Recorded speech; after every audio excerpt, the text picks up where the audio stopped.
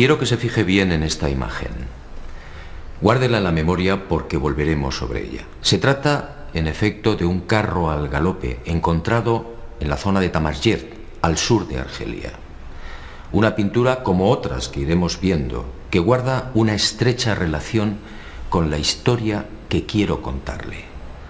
Otra historia oficialmente imposible, que no será del agrado de los arqueólogos ortodoxos. Pero la verdad, como usted sabe muy bien, no es patrimonio de nadie.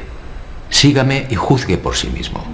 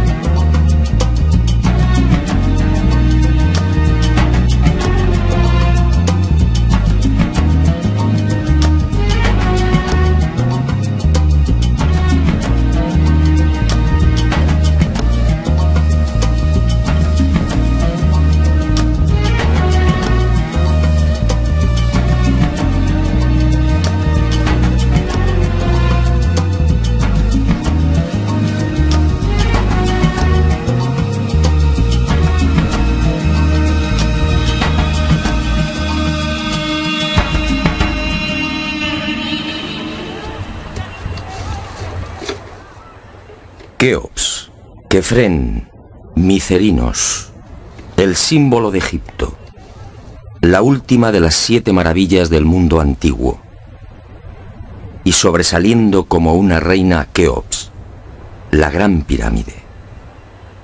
Una construcción incomprensible, un desafío a la razón, una obra que provoca vértigo. ¿Quién la levantó y sobre todo cómo? Keops reúne 3 millones de bloques de piedra caliza y granítica. Bloques que oscilan entre 2 y 40 toneladas de peso. Bloques tallados con tal precisión que no permiten el paso de una hoja de papel.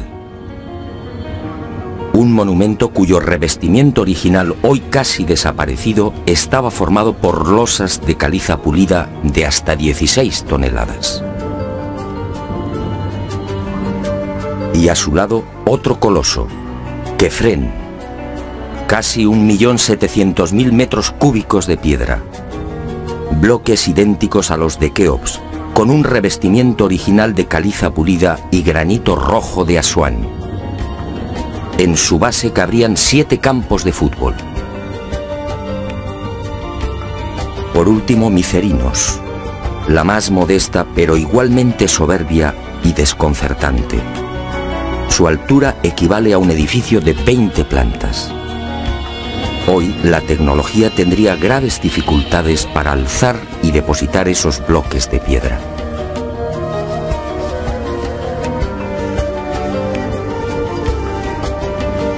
A la vista de estas mareantes cifras, el mundo se pregunta, ¿cómo lo hicieron?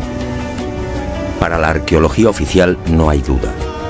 Las pirámides de Giza fueron obra de los faraones y se levantaron hace 4.600 años.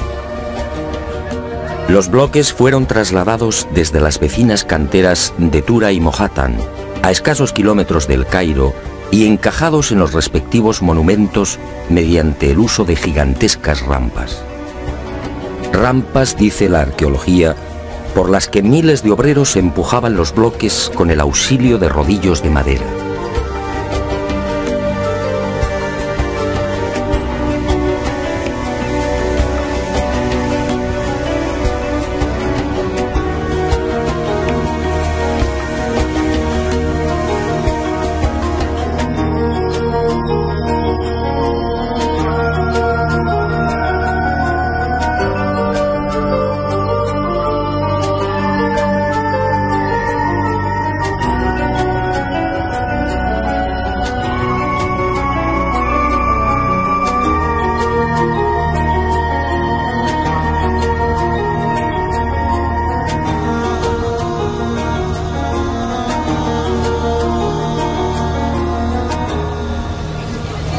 Pero la célebre teoría de las rampas, divulgada en el siglo XX por el arqueólogo alemán Ludwig Borchardt, no termina de convencer a cuantos hemos tenido el privilegio de pisar la meseta de Giza y contemplar estos 3 millones de bloques. Y son 2 las razones que ponen en entredicho la versión oficial.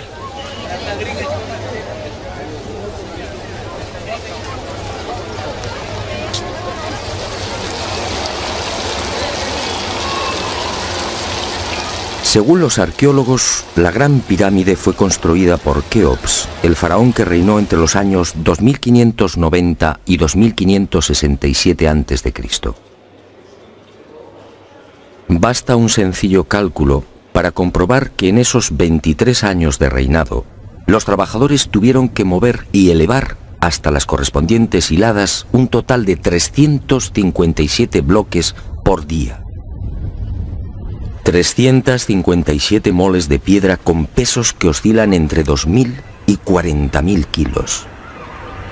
357 gigantescos sillares en 12 horas. Es decir, un bloque cada 2 minutos. Por mucha mano de obra que pudiera reunir Keops, la empresa en cuestión resulta más que dudosa. Y no solo por el arduo problema de organización, sino sobre todo por las evidentes dificultades técnicas a la hora de izar y encajar estos monstruos de caliza, granito y mármol. Los arqueólogos más conservadores se defienden escudándose en lo escrito por Heródoto en el siglo V a.C. Según el padre de la historia, los bloques eran levantados de grada en grada con el concurso de una serie de máquinas formadas por maderos cortos. Esto, al parecer, fue lo que le contaron los sacerdotes durante su visita a Egipto. Pero la narración del escritor griego no constituye un punto de partida sólido y fiable. En el 450 a.C., cuando Heródoto recorre el Nilo, habían transcurrido 2000 años desde la supuesta construcción de la Gran Pirámide por Keops.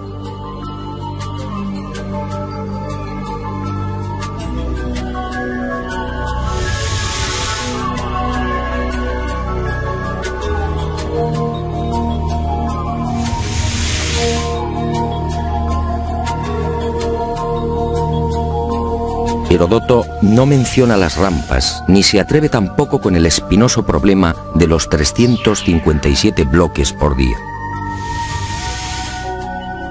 Heródoto cuenta lo que le contaron.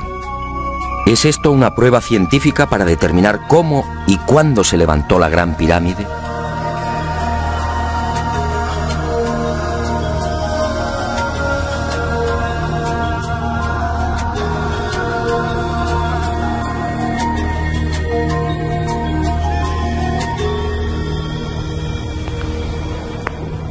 Pero existe una segunda razón de mayor calado que hace dudar de lo establecido por la arqueología. Hace 4.600 años, cuando los arqueólogos fijan la construcción de la Gran Pirámide, el Valle del Nilo justamente despertaba al periodo neolítico.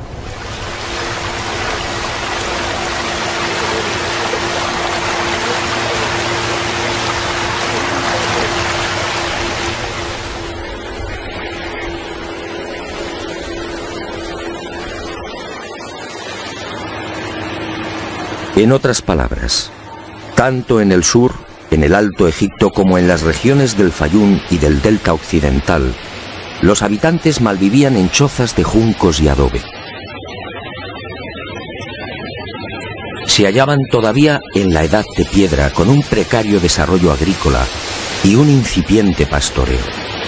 Sus herramientas eran groseras, basadas principalmente en la industria lítica.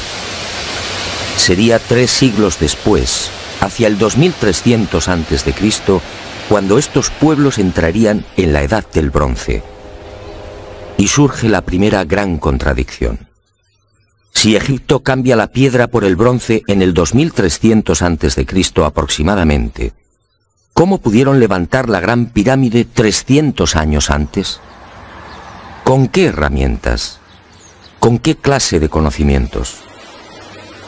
¿Cómo explicar semejante salto cualitativo?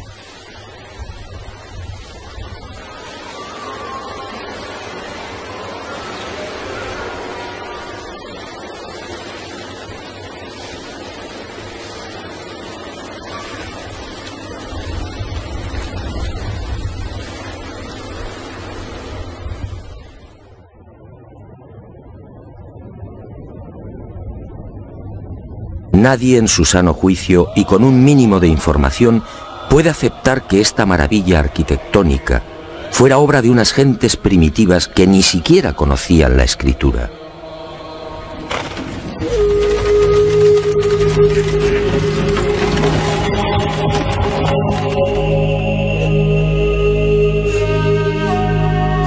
El testimonio de Heródoto, en efecto, deja mucho que desear. Hoy cualquier arquitecto o ingeniero comprende de inmediato las graves dificultades técnicas que debieron superar los constructores de la Gran Pirámide. Las cámaras, galerías y los mal llamados conductos de ventilación exigen unos profundos conocimientos matemáticos y arquitectónicos.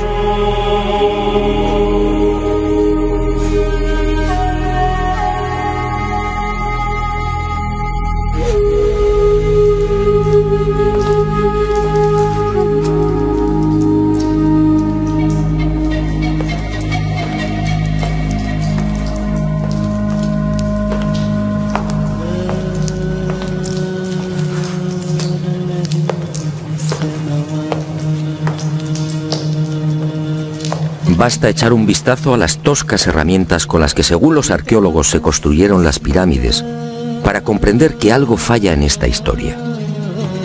Unas herramientas, además, que no existían hace 4.600 años. Es que estos mazos, niveles, bolas de dolerita, escuadras, trineos de madera y regletas sirvieron para establecer las asombrosas proporciones de la Gran Pirámide. ¿Cómo explicar, por ejemplo, que la desviación de la orientación norte-sur de sus caras no supere los 3 minutos 20 segundos hacia el oeste? ¿Cómo explicar la increíble perfección de la angulación de los bloques de revestimiento? Hoy solo podríamos alcanzarla con instrumentos ópticos. ¿Cómo entender que hace 4.600 años aquellos pueblos neolíticos dispusieran ya de una medida tan perfecta como el codo? Como es sabido, Solo en la era espacial se ha podido comprobar que el metro estaba mal medido. Su longitud en realidad es algo más de lo que siempre habíamos creído. El metro exacto tiene una longitud de 1.047. Pues bien, 2 codos egipcios equivalían exactamente a 1.047. El metro de la era espacial. ¿Cómo lo lograron? Pero las dudas y contradicciones no terminan ahí. Hasta el día de hoy nadie ha logrado explicar satisfactoriamente el sistema de iluminación utilizado a la hora de construir las pirámides. Las tradicionales antorchas no sirven. No hay restos de hollín en techos o paredes. En cuanto a la fórmula de los espejos, reflejando la luz solar hasta lo más profundo, tampoco resiste un análisis medianamente serio. El movimiento del Sol obligaría a los constructores a una penosa labor de permanente rectificación. Esa luz sería útil como mucho para las salas y galerías más próximas a la entrada.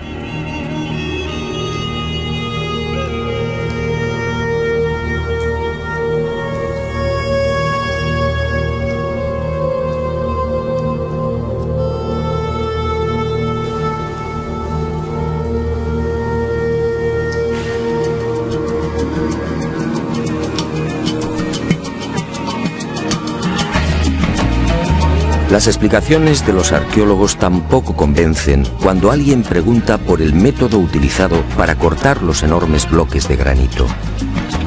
¿Herramientas de cobre? Eso sería como intentar cortar una mesa de mármol con unas tijeras.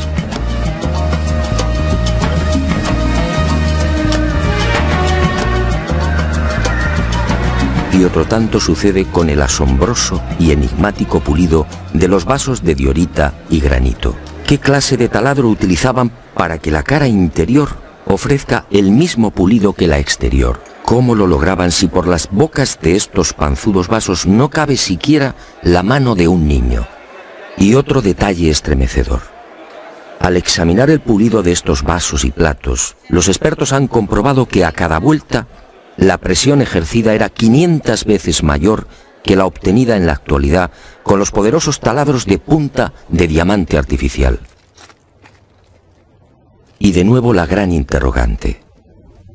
Si muchos de estos vasos han sido fechados en el 2600 a.C., ¿quién los fabricó? ¿El hombre de la edad de piedra? Evidentemente no.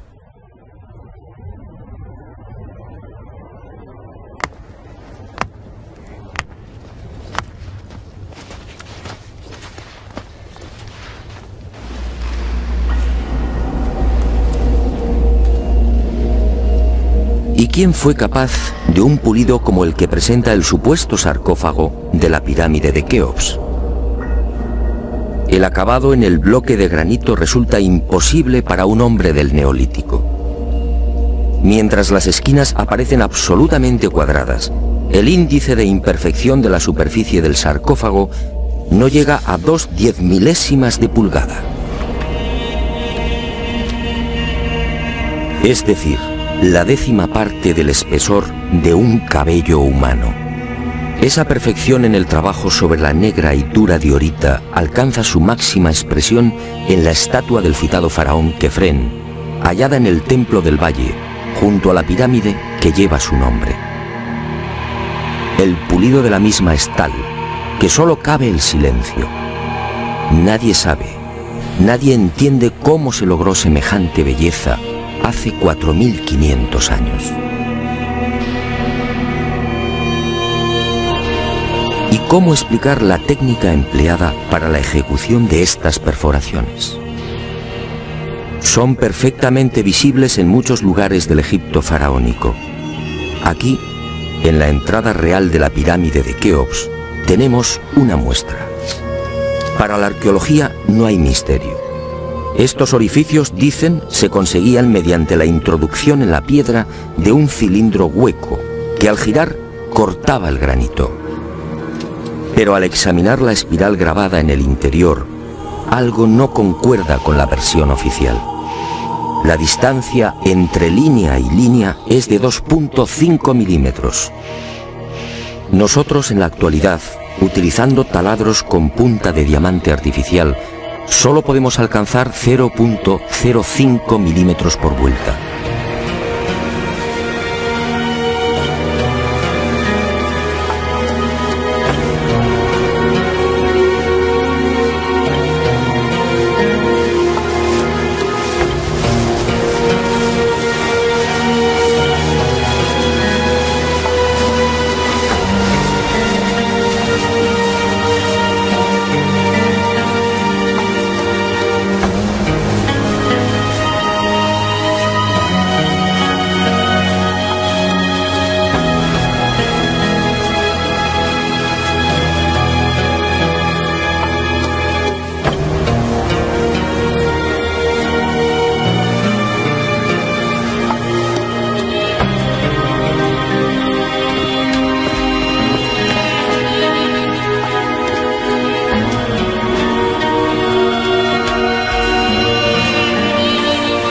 Cómo desarrollaban aquellos primitivos egipcios semejante presión y fuerza con un simple cilindro hueco.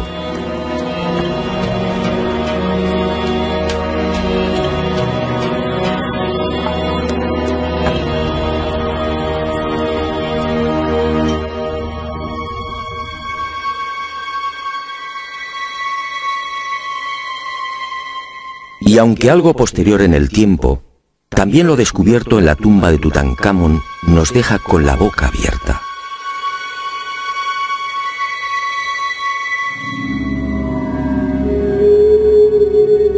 Cuchillos inoxidables, sandalias y manoplas de oro, una cama ergonómica, una cama con la parte de los pies más elevada, favoreciendo así la circulación sanguínea. ¿Cómo es posible hace 3.333 años? ¿De quién lo aprendieron?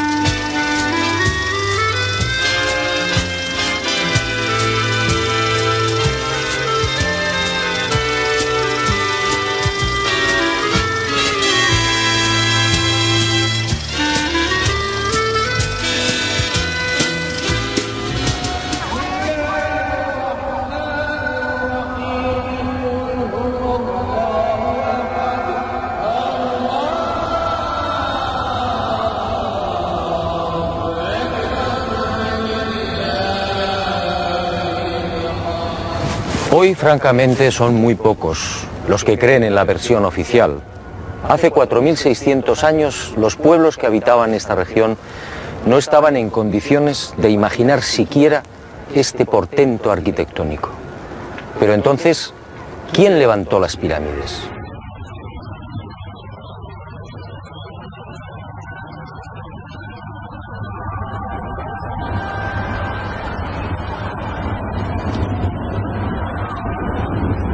Una primera pista aparece en esta estela de piedra. Una estela depositada en la sala 42 del Museo del Cairo y que muy pocos turistas se detienen a contemplar. La arqueología la denomina la estela del inventario. Se trata casi con seguridad de una copia de otro texto mucho más antiguo. En ella se lee un párrafo demoledor que deja sin argumentos a los arqueólogos. Dice así: el faraón Keops fundó la casa de Isis, señora de la pirámide, detrás de la casa de la Esfinge. ¿Señora de la pirámide? ¿Quiere esto decir que la Gran Pirámide ya existía cuando Keops llegó al poder?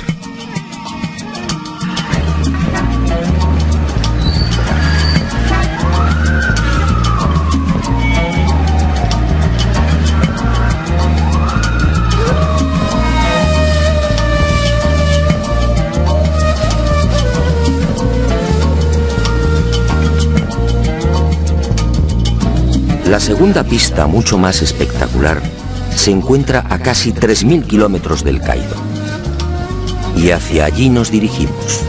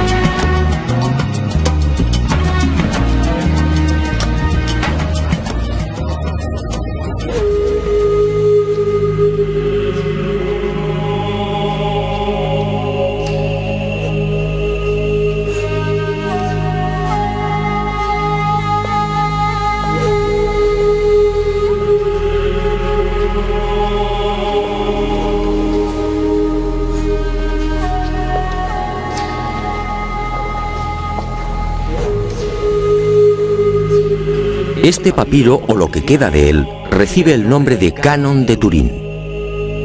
Fue descubierto en 1822 por el viajero italiano Bernardino Drobetti en la antigua ciudad egipcia de Tebas.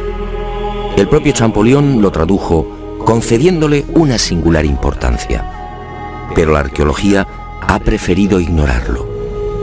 Y no es de extrañar a la vista de su contenido. Esta escritura hierática procede de la época del no menos célebre Ramsés II, entre los años 1290 y 1224 a.C. Para algunos, el faraón que persiguió a Moisés. En total, 160 fragmentos correspondientes a 11 hojas escritas hace 3200 años y en las que se lee una extraña lista de reyes.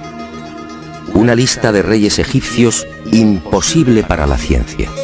Imposible, sí, porque de aceptar lo manifestado en este documento arqueológico, la cronología faraónica se vendría abajo. ¿Y qué dice este papiro de 1,70 metros de longitud? Sencillamente que en un lejano pasado, Egipto fue gobernado por unos seres mitad hombres, mitad dioses, que recibían el nombre de Sensuhor, los compañeros de Horus. La lista de estos misteriosos reyes sitúa el primer gobierno en el Valle del Nilo, no durante el faraón Menes hace 5000 años como afirma la arqueología, sino mucho más atrás en el tiempo, concretamente hace 11.000 años. Esta desconcertante y revolucionaria lista de reyes aparece ratificada en buena medida por otra historia igualmente despreciada por los arqueólogos. Me refiero a lo escrito por Manetón en el 240 a.C. Este sumo sacerdote recibió el encargo del faraón Ptolomeo II Filadelfo de escribir la historia de Egipto desde sus comienzos.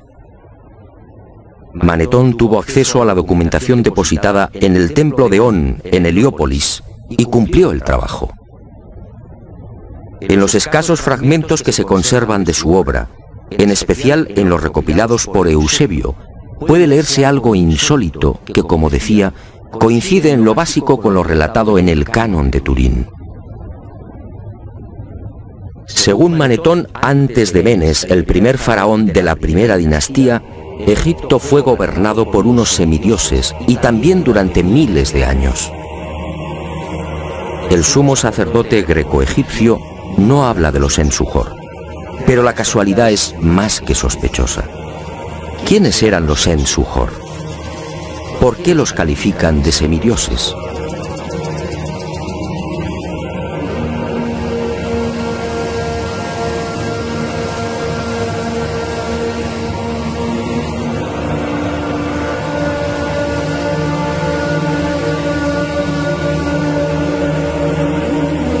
Para los arqueólogos más conservadores, los Sensuhor y la información suministrada por Manetón son pura fantasía.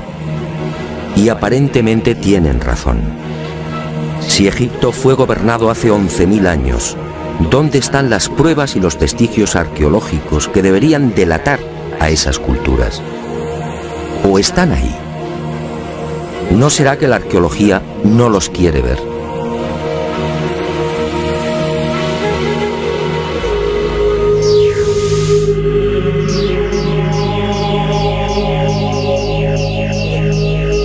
El presente descubrimiento se debe al investigador español Manuel Delgado.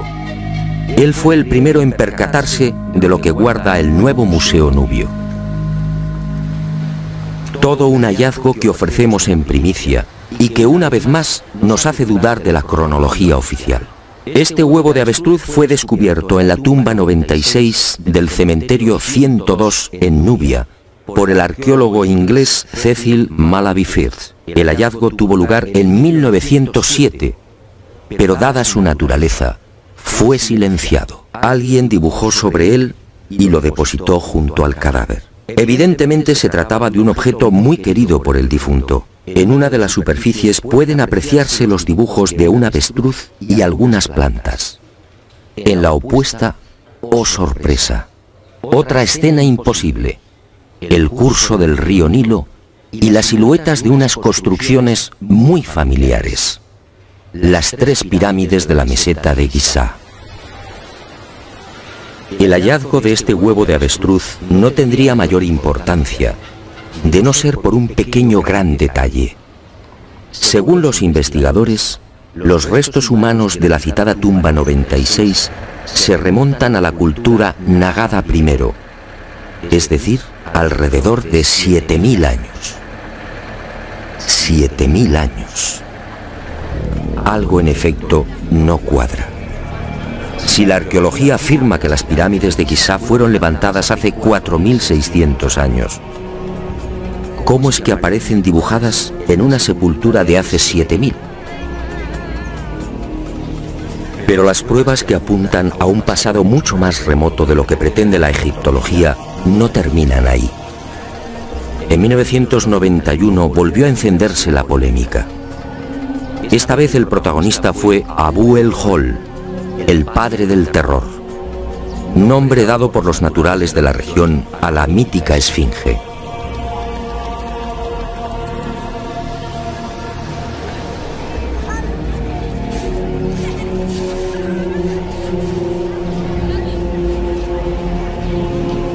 La esfinge, otro monumento emblemático de Egipto construido según la arqueología por el faraón Kefren hace 4500 años.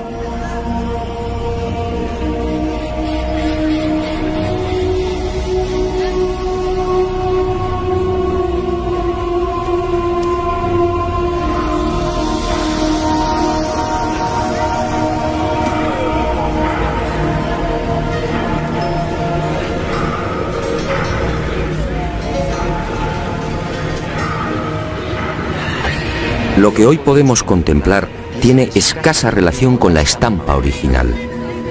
En el pasado se hallaba totalmente pintada. El cuerpo de león en rojo y el tocado de la cabeza en azul, con rayas horizontales en amarillo.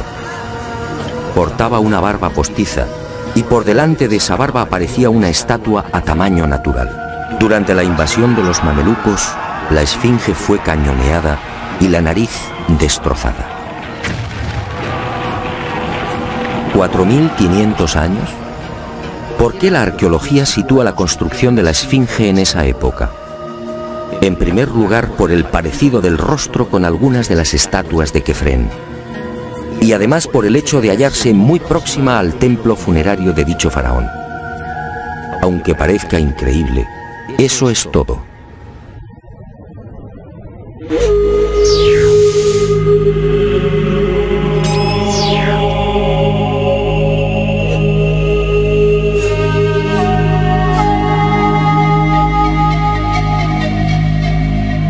Y en 1991, como decía, los arqueólogos fueron arrinconados de nuevo contra las cuerdas.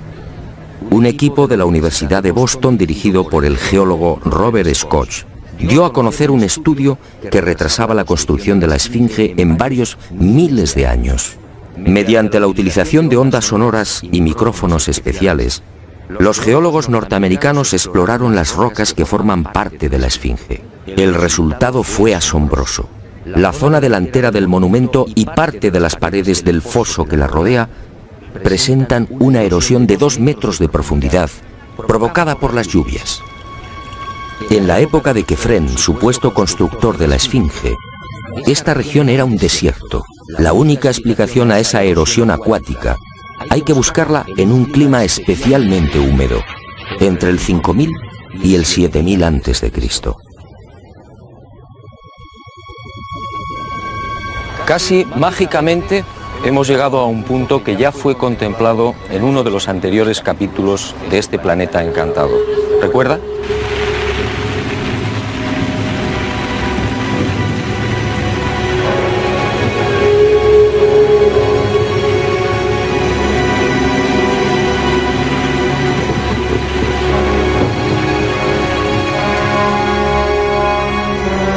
Al hablar del Gran Jardín, pudimos comprobar cómo todo el norte de África, hace unos 12.000 años aproximadamente, se vio sometido a un dramático cambio climático. En otras palabras, la Universidad de Boston acertó.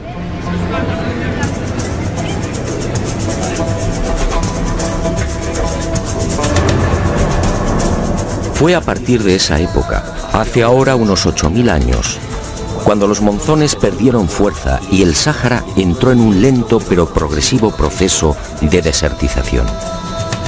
Y fue justamente hace 4.500 años, cuando la arqueología fija el momento de la construcción de la Esfinge, cuando estas tierras fueron definitivamente abandonadas por las lluvias.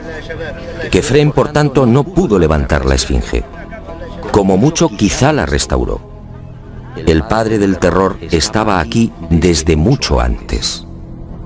La huella de las torrenciales lluvias registradas en el llamado Gran Húmedo Holocénico es incuestionable.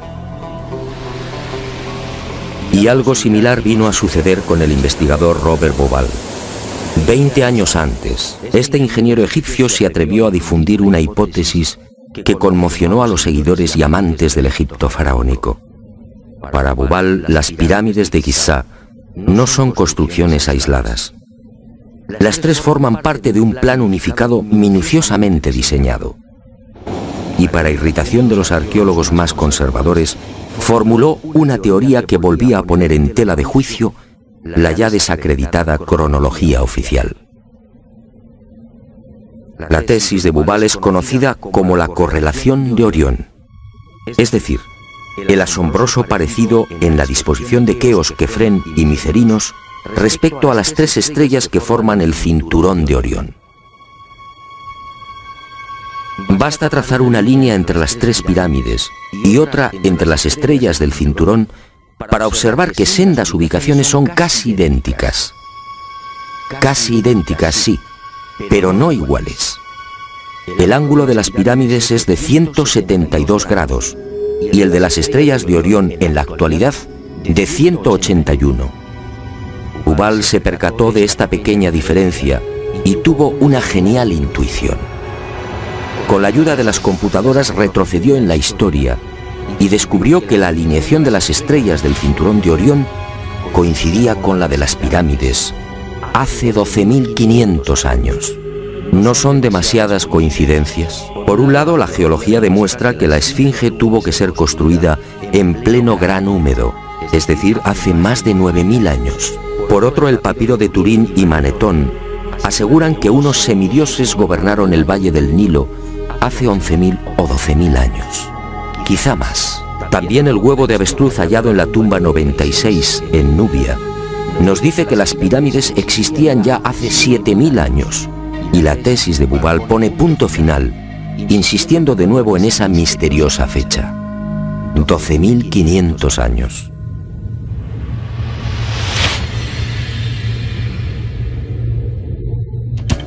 Si 3 indicios constituyen una prueba, ¿qué podemos pensar cuando al menos se contabilizan 5? 5 indicios, sí, de momento.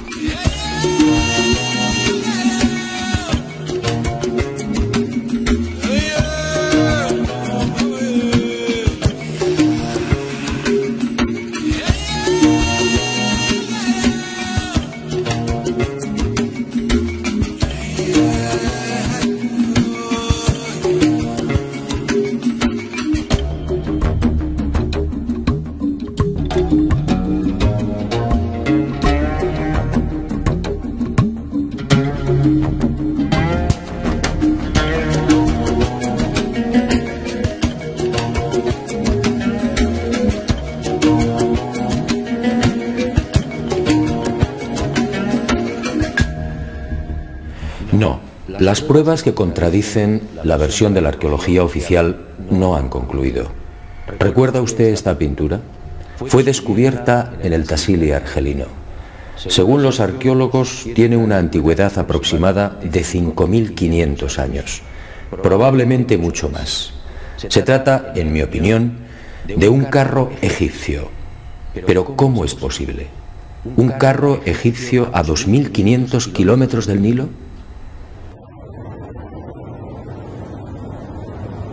¿Un carro egipcio antes de que existiera Egipto? Si la arqueología dice que el primer faraón de la primera dinastía empezó a reinar 4.920 años antes del presente, ¿cómo explicamos esta pintura, datada mucho antes? No fue la única. En mis investigaciones por el Sáhara pude descubrir cientos de ellas.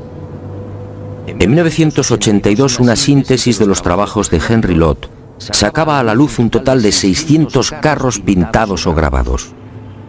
A estos hay que sumar otros 400, distribuidos por Mauritania, Marruecos, Argelia, Libia, Mali y Níger. Más de 1.000 carros pintados o grabados a 2.000, 3.000 y 5.000 kilómetros del Nilo. ¡Qué extraño! Carros y conductores típicamente egipcios. Perfiles, tocados y vestiduras son elocuentes. Carros y personajes egipcios en el corazón del Sáhara. Cuando interrogué a los arqueólogos, la mayoría se encogió de hombros. A decir verdad, estas pinturas no son cómodas. Algunas han sido fechadas en una época en la que, según la arqueología, carros y caballos no habían hecho acto de presencia en Egipto. Otras, como las del Tassili o el Fesán libio, son mucho más escandalosas. Los análisis de las sustancias orgánicas contenidas en los pigmentos han sido desconcertantes. 6.000, 8.000 y hasta 9.000 años de antigüedad. ¿Carros y conductores egipcios hace 9.000 años? Y casi sin querer, a la vista de estos documentos pictóricos, la memoria vuelve a poner en pie los hallazgos de la Universidad de Boston, el papiro de Turín, la historia narrada por Manetón, las pirámides pintadas en el huevo de avestruz o el descubrimiento de Bubal. Naturalmente, para la arqueología, estas pinturas y grabados no tienen sentido. El caballo y los carros, dicen, entraron en Egipto hacia el 1700 a.C. Y lo hicieron con la invasión de los Hicsos, un pueblo procedente de la Alta Siria que gobernó la mitad oriental del delta. Nuevo y grave error de la arqueología. El caballo y los carros, como demuestran estas pinturas y grabados, ya existían en el Sáhara mucho antes de la 13 dinastía. Otra cuestión es que no quieran reconocerlo. Y es comprensible. Si los egipcios y su cultura proceden del Sáhara, ¿en qué queda la supuesta hegemonía del Egipto faraónico?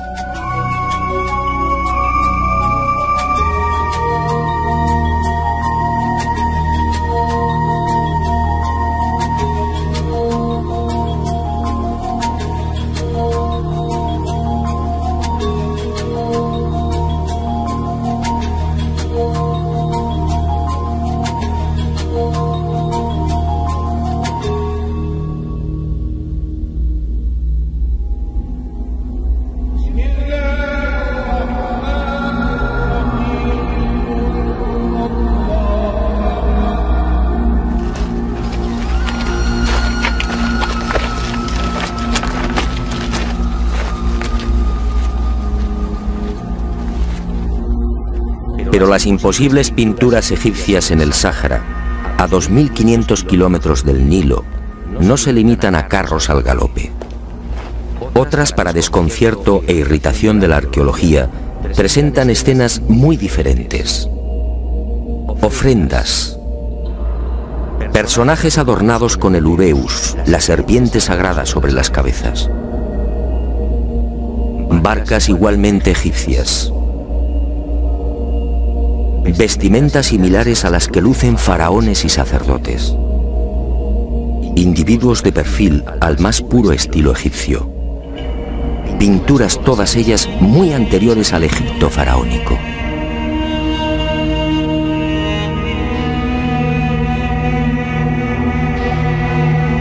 ¿Barcas egipcias en pleno desierto? Si estas pinturas, como aseguran los confusos y confundidos arqueólogos, fueran tan solo el testimonio de la influencia de la 18 dinastía en esta remota parte del Sáhara, ¿cuál sería el sentido de las mismas? En esa época, durante la 18 dinastía, hace 3.500 años, esta zona era un desierto idéntico al que ahora vemos. ¿Barcas en un infierno de piedra y arena? ¿Y por qué ignoran la datación? Si estas pinturas se remontan a 9.000 años, entonces las barcas sí están justificadas. En esa época, como se recordará, el Sáhara era un jardín, con ríos tan anchos y caudalosos como el actual Amazonas. Pero las extrañas coincidencias van más allá. En esta tumba, a lo largo de más de 120 metros, hace 3.100 años, Ramsés III mandó pintar lo que se conoce como el Libro de las Puertas, una especie de cartografía del más allá, una síntesis de la religión del inframundo, la religión del río infernal, la religión que partió del Sáhara y que posteriormente, con las migraciones, apareció entre los guanches, los íberos y los etruscos. ¿Casualidad? ¿Y qué decir de los cientos de representaciones de la vaca sagrada Hathor, del buey Apis o del carnero Amón, todos egipcios con el disco solar entre los cuernos? ¿Cómo explicar que estas mismas imágenes podamos encontrarlas en las pinturas y grabados rupestres de Marruecos, Libia o Argelia? Grabados y pinturas, no lo olvidemos, de 9.000, 10.000 y 12.000 años de antigüedad, es decir, muy anteriores a los bóvidos egipcios. Para el que lo quiera ver, está muy claro. El dios Sol o Amón-Ra de los egipcios, el Achamón de los guanches o el Baal-Jamón de los fenicios tienen un origen común: el profundo y olvidado Sáhara.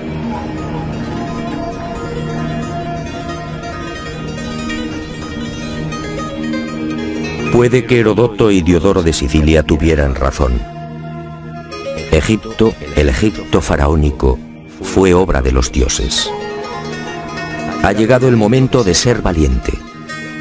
Para mí, hace 9.000 o 10.000 años, quizá más, alguien no humano descendió en el gran jardín, en el Sáhara Azul, y puso en marcha una gran cultura. Una civilización intuida en una lengua, una religión y unas costumbres comunes.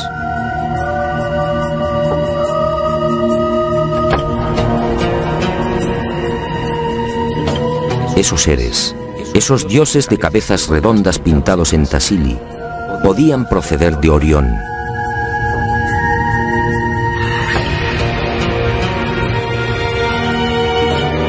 Y ellos o sus descendientes levantaron estas magníficas e imposibles construcciones.